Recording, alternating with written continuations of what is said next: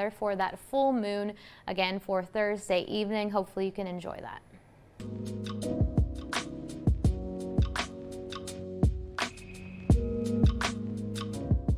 A North Texas church community is mourning the loss of one of their own after the Hill Country floods claimed so many lives, with many still missing. Our Blessing Uchuku takes us to one heartfelt ceremony honoring one of the many victims of this tragedy. I'm here at St. Michael and All Angels Episcopal Church in Dallas, where every Sunday there are usually 6 services, but this past Sunday there was a 7th.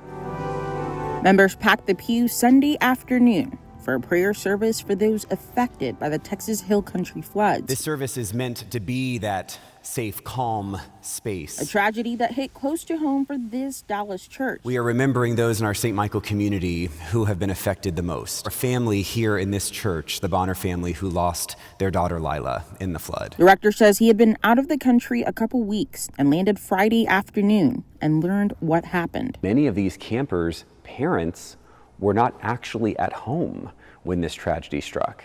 And so it made it doubly difficult for them to have to travel back from wherever they were in order to go seek and support the children who had suffered that unspeakable trauma. 9-year-old Lila Bonner was at Camp Mystic, the private Christian summer camp for girls in Hunt, which by the weekend had confirmed more than 20 of their campers and counselors were killed, and several more still missing in the catastrophic flooding. Sweet Lila Bonner, she did die, and she is a member of this church.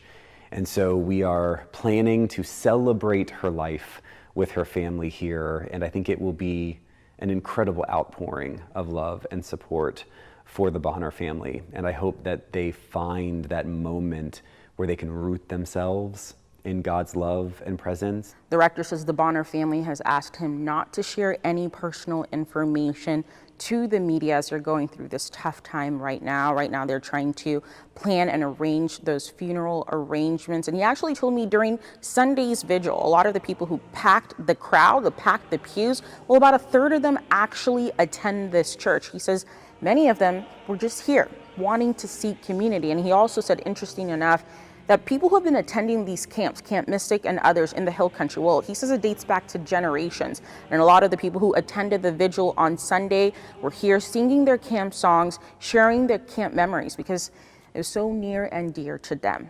In Dallas, Blessing Iwuchukwu, Spectrum News. You know, unfortunately, with a tragedy of this magnitude, the degrees of separation between people who have been impacted, people who have lost their lives, are very few. So to see the outpouring of support from across the state and across the nation has been really heartwarming. Yeah, you see this tragedy and you connect with it in some form or fashion. It makes you have a call to action. And as Texans, that's what we do. We get up, put our boots on, and go and take care of business. And if you're wanting to lend a helping hand to Texans in need, be sure to stay close in our next half hour.